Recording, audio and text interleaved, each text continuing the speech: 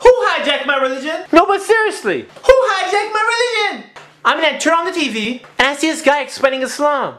But he's talking nonsense. I'm like, what religion is this guy talking about? Not only does he have no idea what he's saying, but he's not even Muslim. It's like getting a Hindu guy to teach Christianity. Seriously, where do they get these characters from? It's even funnier how they give him the title of expert.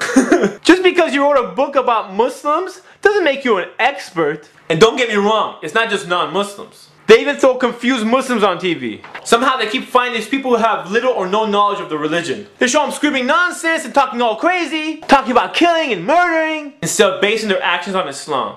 You hear all kinds of crazy stuff. Like these speeches are pushing people towards their nationalistic movements. There's no nationalism in Islam. There's no nationalism in Islam. And I'm sitting there thinking, out of all the Muslims they can put on TV, they put these people on? Come on, man. I don't recognize this religion they're talking about as being Islam.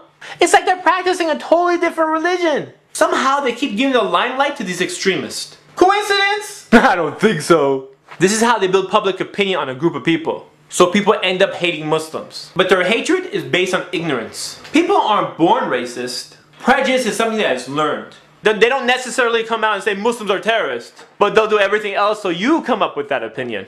Look at all this mumbo jumbo they put in the movies. You see, in the movie they can lie as much as they want because they can use the excuse, it's only a movie! But do you ever notice that all the bad guys in the movies these days are Muslims? And the actors who play their role, they don't even do their homework. Sometimes they show the Muslim praying and in the middle of this prayer, he answers the phone.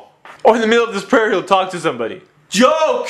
Sometimes they have the Muslim character sleeping with one of the women in the movie. Double joke!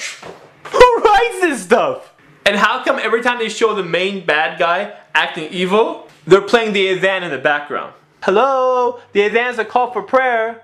Coincidence? I don't think so. They take a peaceful religion and they try to associate violence to it. No wonder the masses are confused about Islam. People are often scared of things they don't understand.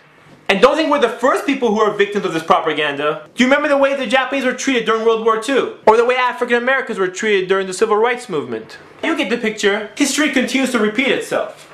And the way that stereotype is built is done in a very sneaky, sneaky way. You flip on the TV and you see images of black people stealing. I guess they assume if you see it enough times, you'll start believing that all black people steal. Or all Hispanic people cross the border so they can steal your jobs. Or all white people are trash. Or women are inferior to men. And the false list of stereotypes goes on and on. These tactics are nothing new. It's the same tricks over and over again. But this time, they're building the stereotype of the Muslims. They're trying to associate the word Muslim with the word terrorist. But the word Muslim terrorist is an oxymoron. You know that's when you put two words next to each other that have opposite meanings? It's like saying definite, maybe. Or that's a loud silence. Same difference. Exact estimate. You get the picture. The word Muslim terrorist doesn't even make sense. The word Muslim means one who submits to God. The word terrorist means one who spreads terror. So how could one who submits to God spread terror? It doesn't make sense. How come when a Muslim commits a crime, he is immediately associated with his religion? But if anyone from another religion commits a crime, their religion is never even mentioned. They take verses from the Quran out of context to serve their own purpose. Think not that I have come to send peace on earth. I came not to send peace, but a sword. Does that sound violent to you? Does that sound something that you can take out of context? We don't know the sentence before that or the sentence after it. Oh, that's not from the Quran. That's actually from the Bible. Matthew 10:34. You see, you can pull that trick with any religion. Do you know what I'm saying? I live in a country where the majority of the people are Christian. But you won't hear the term Christian terrorist if a Christian commits a crime. This is because it's common knowledge that Christianity does not teach terrorism. But since the average person lacks the knowledge of other religions, they are easily fooled to believe what is told to them. They're the ones who base their opinion based on what they see on TV. And if you repeat a lie enough times, people take it as truth. Just imagine if the TV was your teacher. You probably think Islam is a religion of fanatics. That Muslims have no connection with reason or rationality. But in reality, that's the exact opposite. When you study Islam, you see that it encourages thought. It advises man to think and reflect. It promotes peace and tranquility. But there are people who are out there who do action that Islam forbids in the name of Islam, abusing this beautiful religion to promote their own agenda. And the media loves these type of people. So anytime they find any of these bad apples, which is usually people who don't understand Islam, they wait till they get all emotional and then throw them on TV. Ratings, baby! Ratings! They don't care about the truth. The only thing they care about is the numbers. They just want to boost their ratings, increase their audience, so they can raise the price of their commercials and make the money. If we Muslims only practice Islam the way it's supposed to be practiced, these people wouldn't have any footage to play with. You see, you can't judge an entire religion based on the actions of a few. I don't judge Christianity based on the Christian fundamentalists who blow up abortion clinics. By the way, what kind of pro-life message are you sending by blowing up innocent people? Let's clear up all the confusion and make it really simple. A religion should not be judged by its misguided followers. A religion should be judged by its teachings. Here's a thought.